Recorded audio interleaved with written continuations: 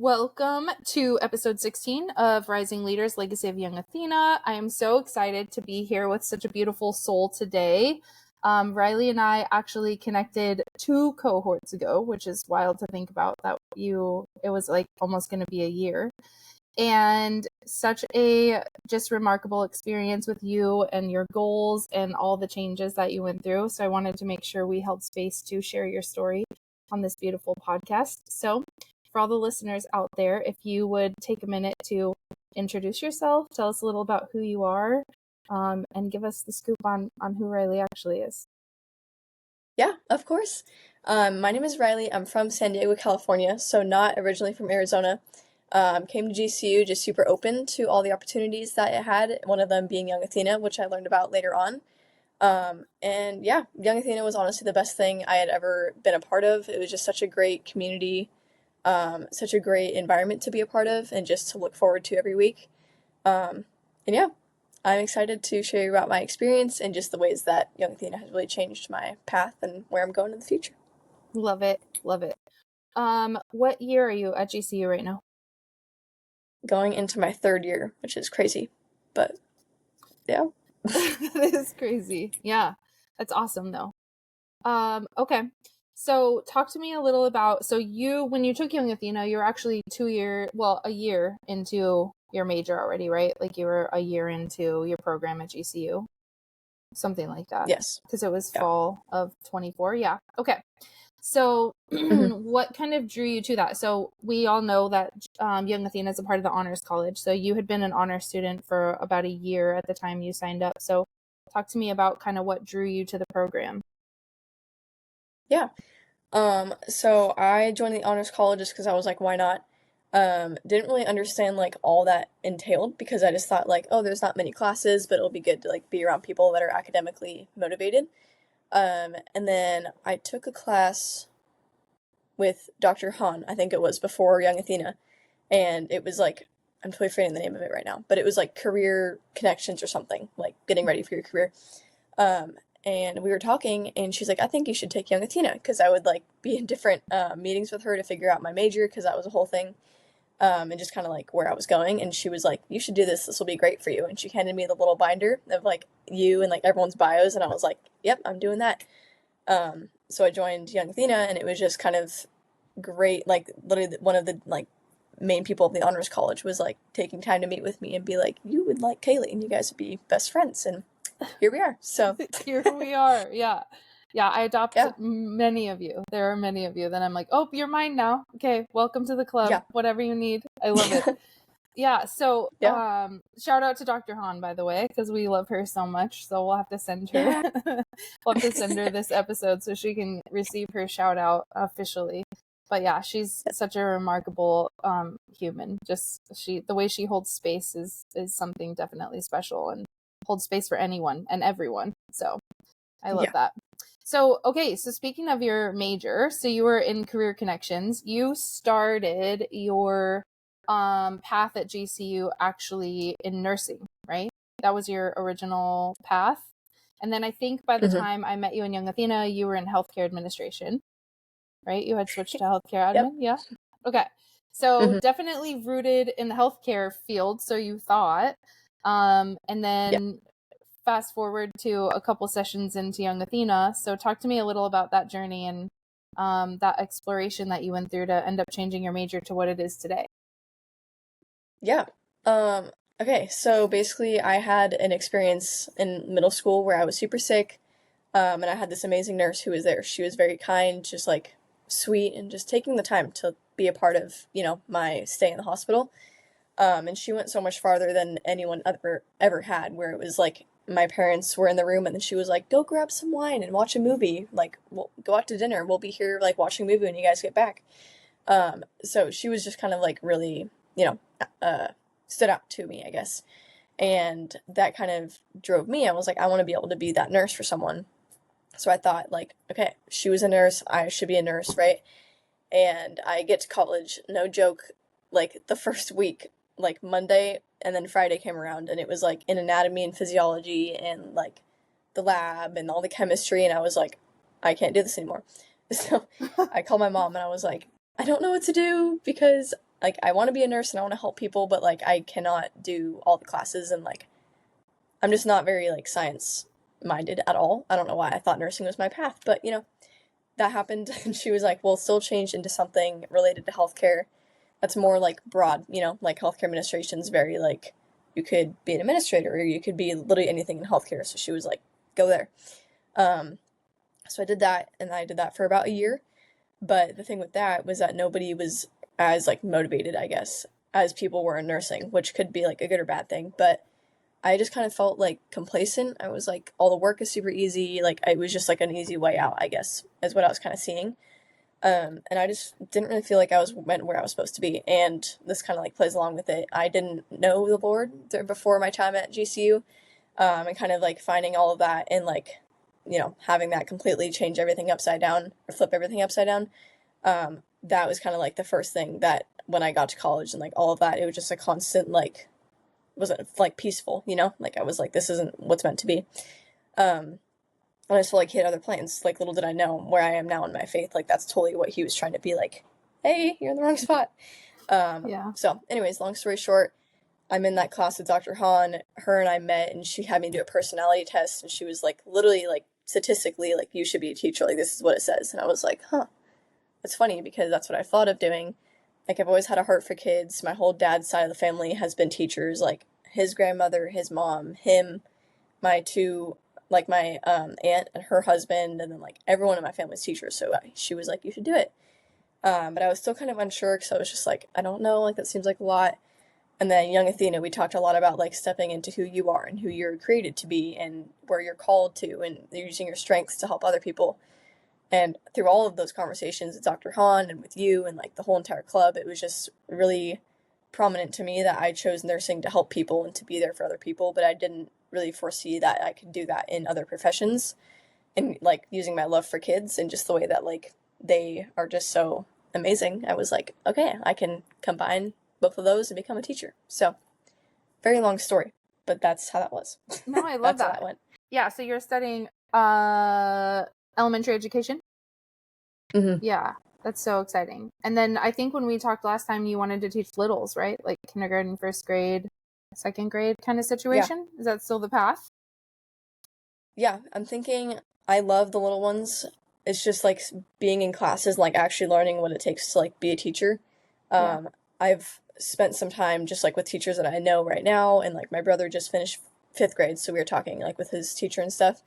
And the older ones would be awesome as well, because I feel like they're a lot more like independent but still needing you, versus the little ones are very like how are you supposed to keep their attention span for that long, you know? So yeah, very open to anything really, wherever I get put, whatever happens, but definitely nothing older than 5th grade. And I know we talked about that with your the assessment that I did for you as well.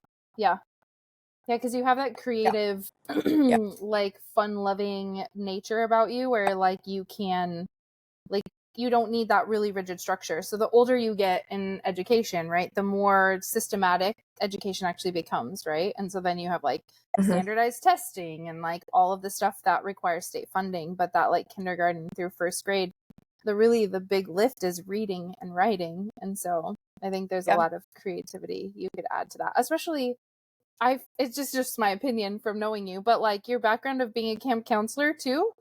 Like, how do you keep their attention span for that long? Now, granted, they're not littles, but it's kind of the same idea. Like the squirrely summer kids is I feel like very similar to a kindergarten classroom. So yeah, completely fair. Yeah, that's so funny. So I want to talk a little bit about, because I think you mentioning that you were kind of like disconnected from God when you originally joined GCU, and then you've really established a beautiful relationship with the Lord, which is I know that that's so meaningful to you now. Like, it's like, I think once you step into the connection with God, it's really hard to envision what your life was like without it before.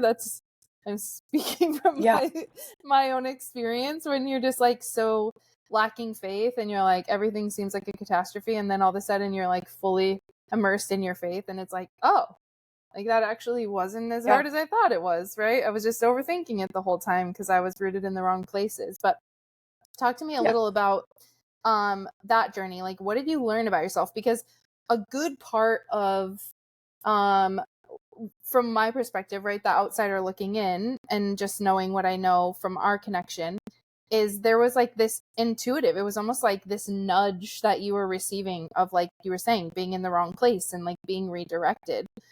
So even though it looks like a journey of something simple like changing majors, it seems like there was a lot more to it. So talk to me a little about kind of like that path of stepping into yourself fully in that aspect.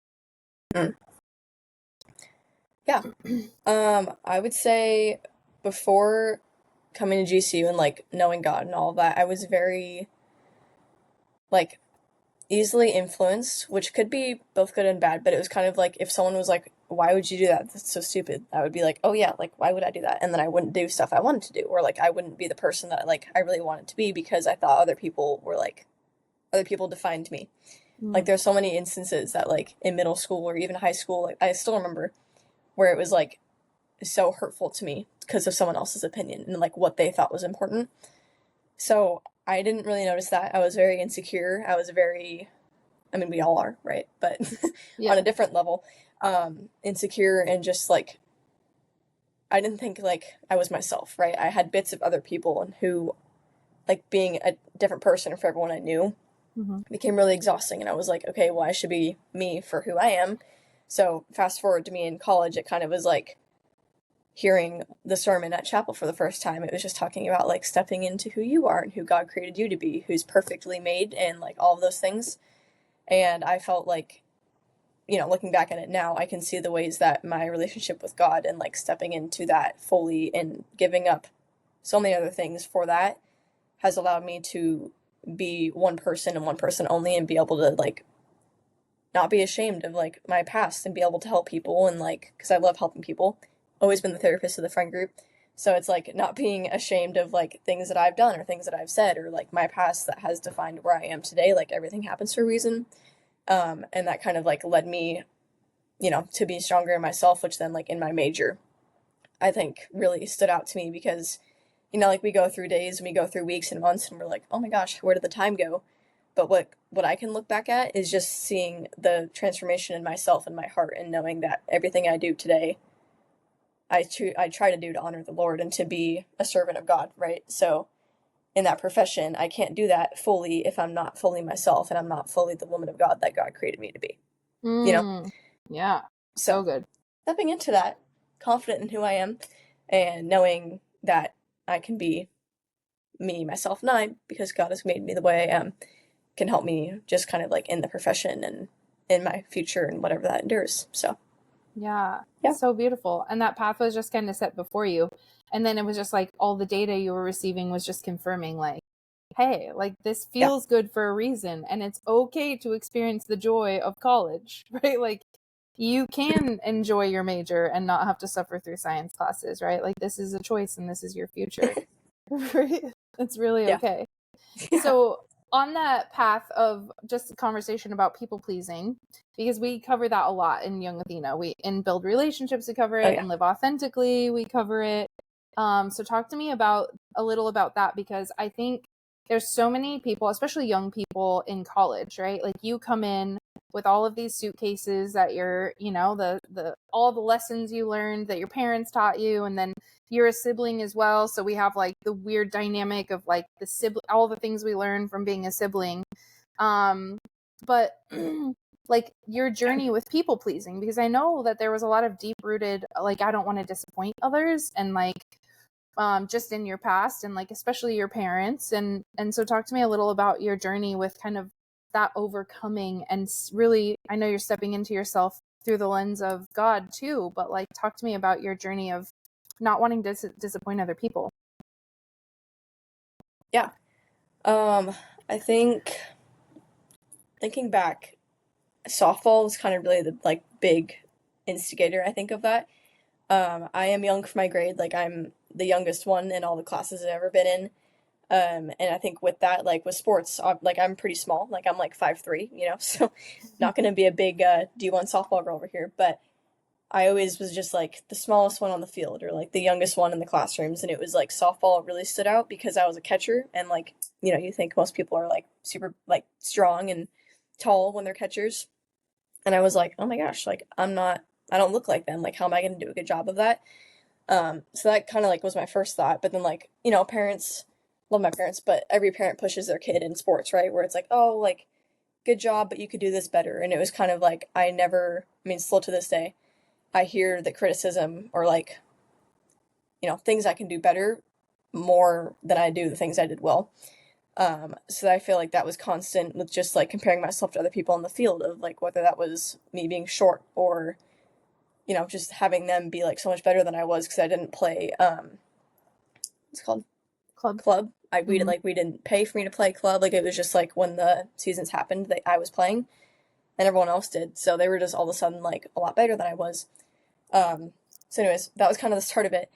And then elementary school also, and I'm now remembering like I had a really bad thing with math in 3rd grade, and I was just like so much worse than everyone else, and I was like, oh, I'm never gonna be able to do this. And then so let's flip that. 3rd grade happened, and like all the math things happened. Middle school-ish, like end of elementary school, softball happens, and then middle school, where all the girls are starting to like grow up and be their own little mini woman, and I was like not having that either. So I was like, oh wow, I'm so much like less than all these other people. So I kind of went from like academics to sports, and then like individually and like what I thought I was portraying, and like I was trying to like make up for where I was insecure, and pleasing other people and doing that was just being like, yeah, you're cool, or like you look like how I want to look, so I'm just gonna do what you tell me to do, which is so sad to think about. Like for the kids that I have now, like in my classes and stuff, I'm like, I could never imagine them doing that. Like that would be so sad. But people pleasing definitely was a thing, just kind of like through sports and all those things. And then obviously like everyone struggles in high school and has like the issues there, so that was also a thing. But then kind of like senior year of high school, I was like, you know what? Like I'm not doing this anymore. Like I'm going to college.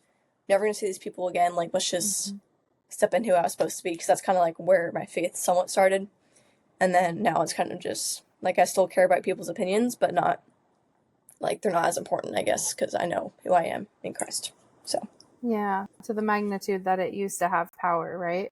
It's interesting when you're divinely protected and loved, right? And then it makes that so much easier to love yourself.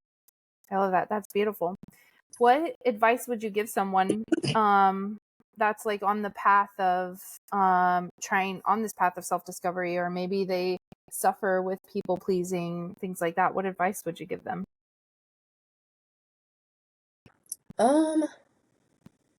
Let's see. I would say that at the end of the day, like you hear it so often, people always say this, but you only have yourself, and there's really like nothing else. There's nothing else in this world that is more important to you than you should be in yourself. In that sense, like, everyone goes to bed and everyone's phones turn off, and like you have yourself, and that's it. So just knowing that you need to be okay with who you are, and that you can strive to be better than you were yesterday, even if it's like 1% better than you were. And just knowing that you can work on yourself, and like only the deepest like moments you've had where you can, I guess, you can do the work to move forward, and no one else is going to heal that for you. Yeah. Oh, thank God. But if the faith isn't an aspect for that, like knowing that you alone can do the work. So I love that. Yeah. Because I think so many of us have that people-pleasing mentality from the trauma we endured, or like we always talk about in Young Athena, like the suitcases, right? Like whatever that crappy feedback is you've been handed over time, and then all of a sudden you start to like actually believe all of these things.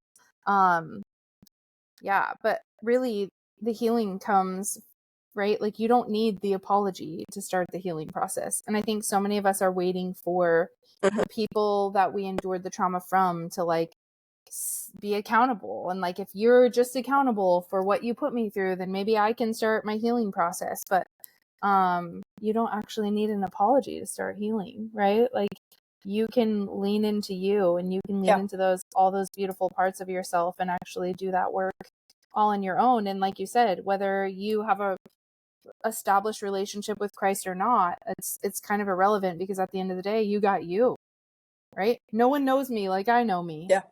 No one understands me like I understand me. So what's the actual things that we need to do to actually move us forward? Yeah, I love that perspective. Yeah. and not stepping in so much to that fear box of like, I remember when I first started like stopping my people pleasing cycles, because I'm also a recovering perfectionist, people pleasing as well. You know that as well as I do, right? I think I had so much fear around not just how people would perceive me after I had stopped people pleasing, but I think of like deep-rooted self-acceptance on the other side. Like, what if I don't like me after I make all of these changes and no longer hold these identities that other people have handed me? Like, will I still like me? And I remember sitting with that. I was actually praying and like journaling one night, and I was like, why? Like, I'm the only one that can truly love me unconditionally. Like, why am I so rooted in self-judgment? But the reality is that fear of who I would be on the other side was rooted in the acceptance of others, right? So it was all part of the same cycle, but for some reason I had like disconnected it, like it was two separate experiences, right? It's so wild. So talk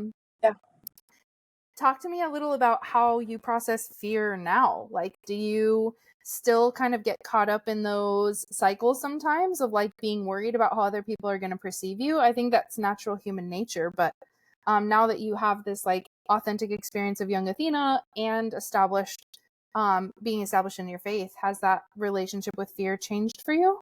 What does it look like for you now? Yeah. I do think, like you said, there's always going to be like an aspect of like worrying about what other people think, and that's like natural, you know. I think I always try to look at the bright side of things and think that that will make us more aware maybe of like how we speak or how we act when we're in public, or you know, how we dress or things like that. Like I do think insecurity and like things like that happen for a reason, to be like, hey, I'm not comfortable with this, but I'm making myself do this to like seem like I'm confident or something like that, right?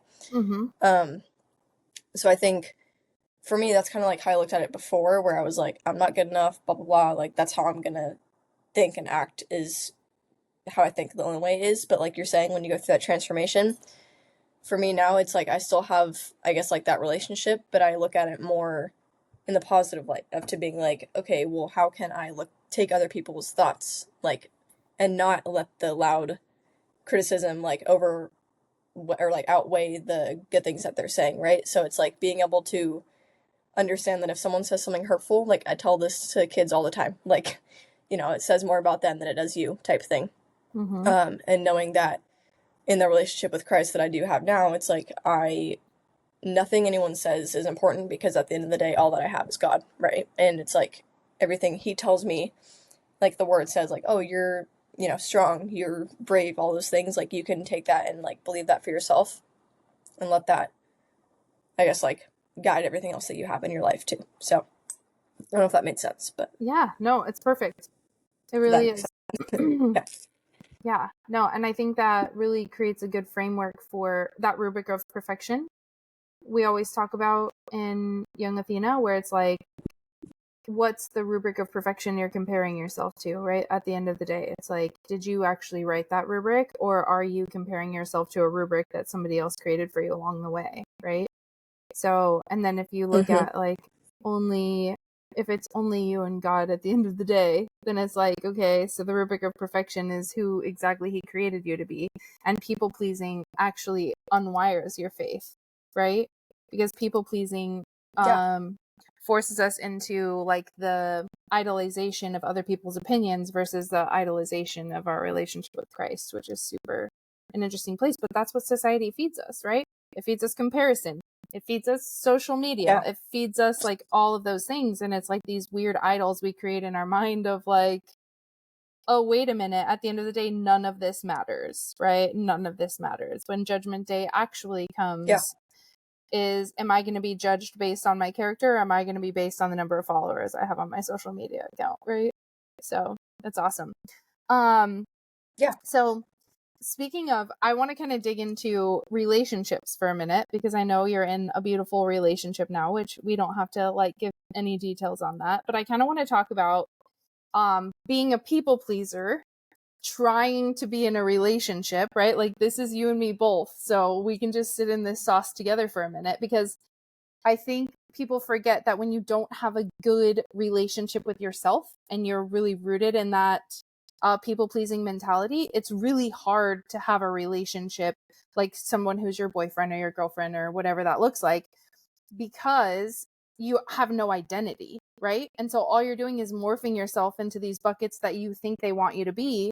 And then it ends up with this really inauthentic experience of, I don't know, for me, it was unhappiness. Like I ended up in cycles of unhappiness because I was wearing so many masks. I didn't even know who I was. And then there were days where I was like, okay, I can tolerate this. And then there were days that I was like, yeah, this actually really sucks, because I feel like I can't ever let my nervous system settle because I'm always on high alert trying to perform within my connection versus trying to just be within my connection.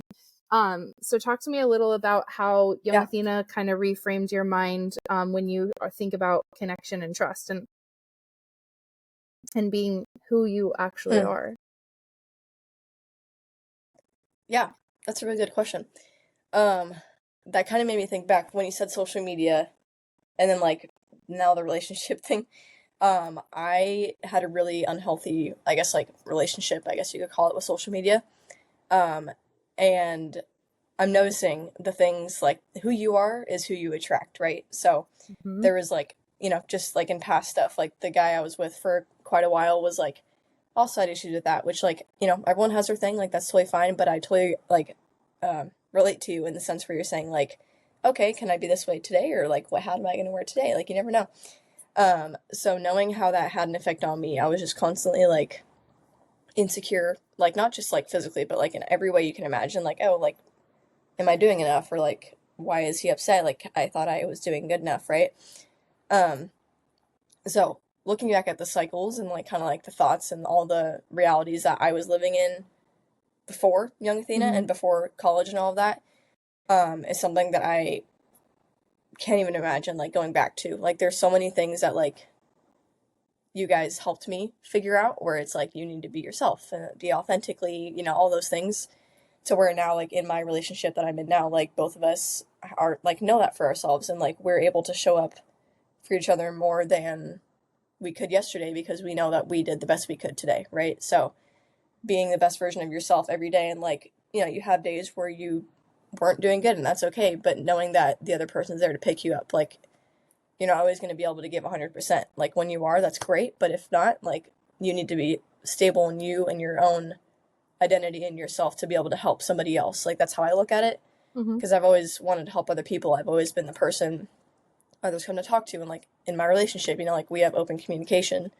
but it's like you can't, like you can only love someone as much as you love yourself, right? So if you don't love yourself, the love you give someone else isn't going to be nearly as like quality or as good as you could if you loved yourself and you were stable in you. So yeah, no, I love that, because your capacity to hold love is really the depth at which you know yourself, right? Like your capacity to have real acceptance for someone you're choosing to be in a relationship with is truly the capacity with which you have the ability to hold yourself and all of the things and all the ways you've compartmentalized, like, oh, I don't like this about myself, let me put it in a box, and all the way I don't like this. And then so we build up these like compartments in our mind of like, well, I don't like that piece of me, but I do like these 17. But in reality, your capacity to love someone else and all of their stuff too comes in direct correlation to your ability to hold you. So that's that's so powerful that you've kind of had that recognition, because I know we had a couple of conversations about, and we've had similar like crappy relationships, right? We had a conversation about that a while back, and so I think being able just to like sit with that and then have reflections of where we were to where we are.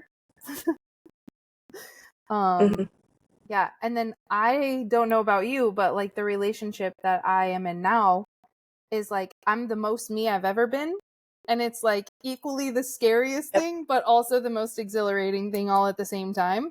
Because I'm like, oh my gosh, I've never done this before. And like, we can have open communication and be transparent. And like, I can speak my mind and like, you're not going to judge me. We're going to be okay. It's weird. But also what a beautiful, beautiful, who does that? right? Oh, like only healthy relationships, but like, what do we know? Right. Yeah, so powerful. So talk to me, I want to touch on, because most of the Young Athenas have like their favorite value that we covered, right? And or not, maybe not a value, but a principle that we cover. And so what would you say is your favorite principle from Young Athena, and what did you learn from it? Okay. I think live authentically is the one that stands out the most to me because of just the amount of time and pressure that I put on myself to be everything but authentic. So I think being able to sit there and like, I remember, the spiky hair moment when we were talking about going out of your comfort zone. Like, you have to do that to be able to live authentically and have those experiences.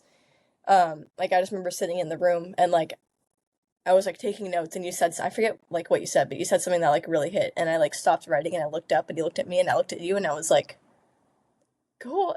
we just like moved on. So there's so many like aspects to Young Athena that helped me with that value, just like living authentically in everything that I step into. So whether that's work or being a student or being a sister, being a daughter, like in every aspect of life, there's so many things that we hold that we often like don't realize that we have the responsibility in. And knowing that if you don't show up in the ways that you like, everyone's a leader to somebody, right? So if you don't show up in the ways that you commit to somehow showing up to, and you don't know that for yourself and you're not okay with that like responsibility or role deep down, you're not going to be able to do any of that without living for you and yourself and knowing who you are to pour into other people, I guess, in the same way. So what I've learned from that just in my everyday life is, sometimes we have less patience than other days, and that's okay. Some days we just don't have the energy to deal with people, and that's okay too. But knowing that I can understand that I don't feel great today and I'm not going to be as, outgoing as I was yesterday, and knowing that I can live authentically in the sense of knowing that for me, for myself, I can do the reflection to know that I can still show up in different ways, even if that's not super happy and outgoing for the kids, right? Like, I can be the same way, like I can be a daughter as well and do a great job, but having the different, strengths and weaknesses every day that kind of like ebb and flow, being able to live for you and who you are, and know that, reflect at the end of the day and know everything that you did to your fullest capacity, and that you were able to hopefully help other people and be the best that you are. Love that. How would you say, because I think we're kind of digging into something here, because self-advocacy, I think, is a huge part of what you're saying, what you were just describing, of like, oh, I'm actually a 60% today, and anybody who's going to call me and ask me for something I might actually not have capacity for. So how has your relationship changed with self-advocacy in that way? Yeah. I think in every aspect, like in every way, I was very,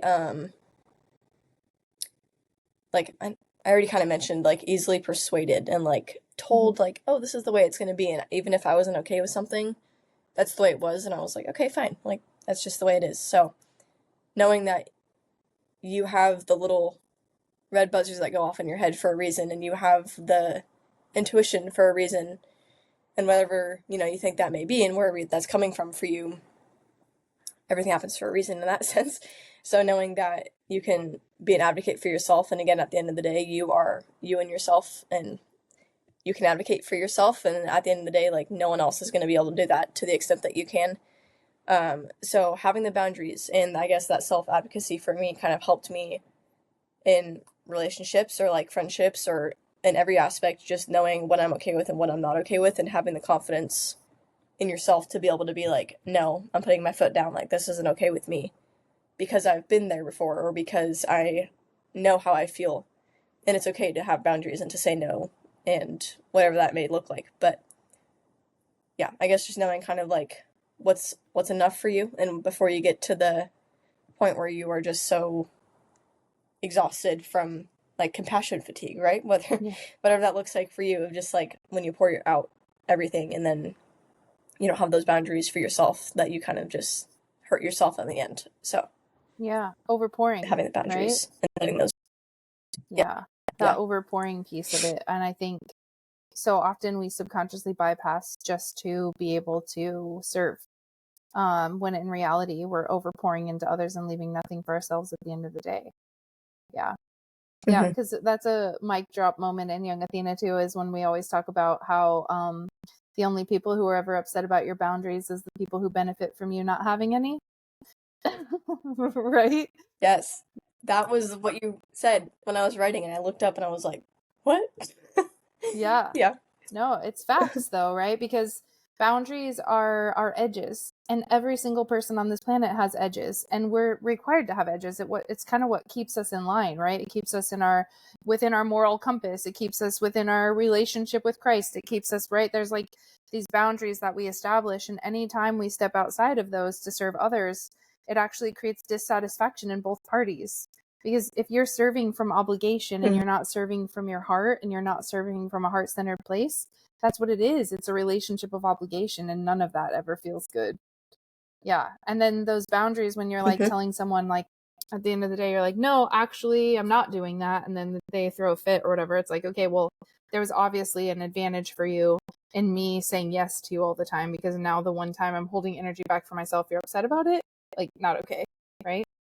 So I think it makes us reestablish our connections too, like that, building relationships, and, the famous kicking people down the stairs, figuratively, of course, because I gave a lot of my life to people. A lot of my life to people that actually didn't deserve any of it. And I remember, like, you sit there at the end of it all when you start putting boundaries in place because you're exhausted or you're worn out, or there's just nothing left to give, right? We all get those days where it's like, I literally have nothing left to offer you. And then they still want more. And you're like, okay. And so then you exert a boundary, and now it's a fight.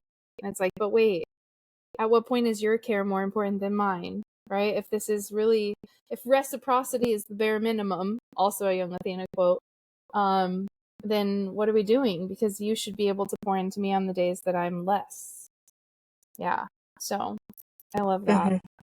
Yeah, there's so many things. You learned so many things about you, which is so beautiful. And I'm so happy I got to walk part of that journey with you. And then when I saw you on campus and you were like in your job that we were trying to get you, and then I saw that picture on my phone. I was actually going to post it because I took a picture of you. I know you saw me do it, but I was standing there in that moment, and I was like, I'm just so proud of you for like stepping into all that you are and all that you could ever be, and like so unafraid. And you wanted that job. You worked so hard to get that job. And so I was just like, remember standing there thinking like, oh, look at this girl. Like, I couldn't be more proud of her for everything that she's stepping into, and all the ways she's just leaning into herself for guidance instead of leaning into other people for guidance. So I love that. So proud of you always, just so you know. Always a fan of you out here. Yeah, in the world. Okay, so I want to talk about kind of what the future looks like for you. You are now on the path to being a teacher, like an elementary teacher. So what kind of leader, teacher, like what do you hope to like give back to the next generation of all of these beautiful children that you're going to serve? Yeah. Loaded question. I love that. I think my first thought that I had was just being able to be someone they can trust. And, not everyone grows up with someone at home, right? Like, I can come into it knowing that, everyone has a story and everyone has their moments, and everyone acts, out some days, or they're great other days, you never know what you're going to deal with. But loving others for who they are, and even when you can see the things that, like, maybe I worked through that they haven't yet, which again, totally okay, but being able to see them and hear them for who they are and appreciate them for, their great moments and their bad moments, and be able to just, I always love to help people and be there for them. So being able to help them and let them show up, but then pour into them, put the effort into them for them to grow, and just see that someone's in their corner at the end of the day that they can count on to just share happy moments, share sad moments, and share angry moments, to just be there in every way. And I can only do that when I'm there for myself in every way as well. So yeah, I hope to just leave a positive impact and know that, I can always help someone out there, even if it's not a class of 30, maybe it's the one in the class that I really touched, just being able to be myself and be open and share with them the things that I've struggled with or the things that I've worked through, obviously, like, with boundaries of however old they are, but ensuring that they are able to know that they're not alone and kind of just, there's someone out there in the world that cares for them and loves them. Oh, I love that. So funny. I'm going to share a little story really quick. My first grade teacher made such an impact on my life.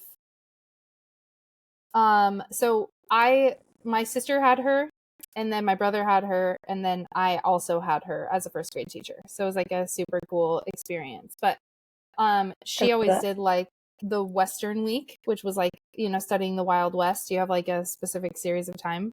So Mary Flynn, if you are out there listening to this, you are such a remarkable human being, and you're unforgettable. But anyway, so fast forward, my dad was rodeoed when he was young. And so my dad would come in and he would teach all these first graders about the rodeo. And it was like such a big deal during Western week. And my dad did this for years. Like I'm talking like until I was definitely in my late 20s, he did this. So the time my sister and brother were in first grade till like I was in my late 20s is how much my dad did these rodeo demonstrations for her.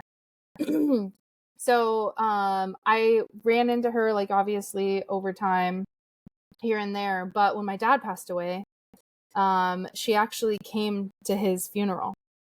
And it was one of those moments where I was like, oh, wow, like you're actually not alone. Like there are people in the world who care so much about you as an individual.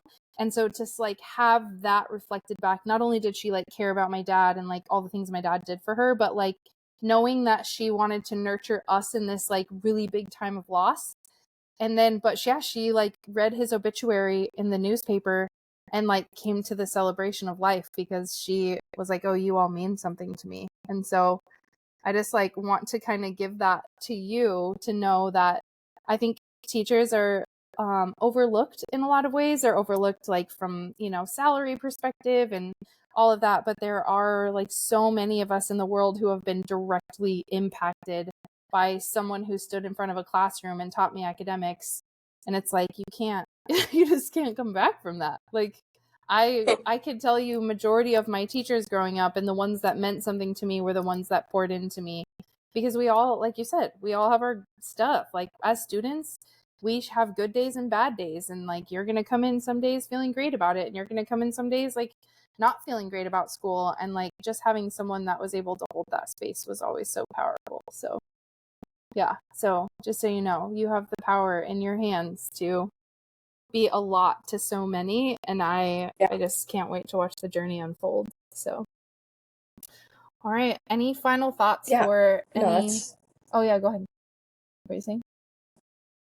Oh no, I'm just saying that's very powerful to like think about holding the space and opening that for them to just be there in every way, and that's like obviously in everyday life, but that's just so cool to think about for like kids that aren't even born yet, that I'm just so excited to be there, Right. The kids that aren't even born yet. Like in 5 years, you're going to have a whole new slew of kids. It's so crazy. So crazy to think about, but I love it so much. Yeah.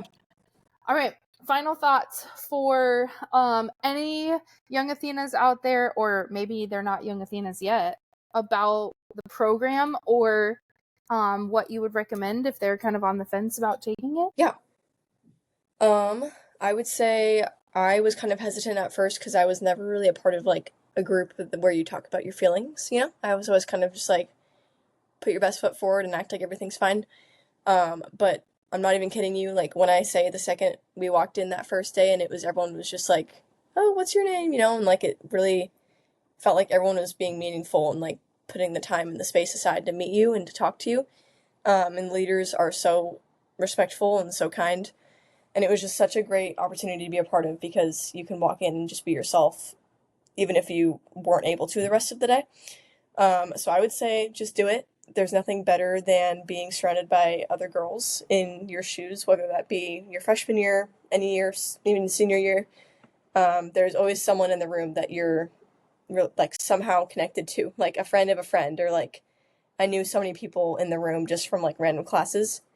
And And especially, I would say, if you're a freshman or maybe even a sophomore too, it's a great way to build community in ways where you know the people are motivated to be who you want to be, because you're not going to join something to become someone that you don't want to be yourself.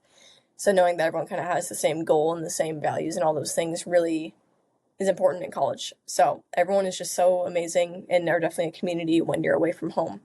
Or even if you are from Arizona, just having that community on campus is so special. And there's no better way to do that than by such amazing women who genuinely love and care for you. Like, I can't even tell you the times that Kaylee and, like, literally everyone were just, like, staying after to talk to me, or, like, staying after to talk to other people and just really take the time to be a friend. And that's so special to find, especially in a group that's so, like, so many generations and so many different people are a part of. So I would say just do it. You're only in college once, and people are amazing. So why not? Yeah. Love it. All right, Beauty. Well, thank you so much for your time. I appreciate you so much. And thank you for being on the podcast with me. I can't wait to see what your journey holds.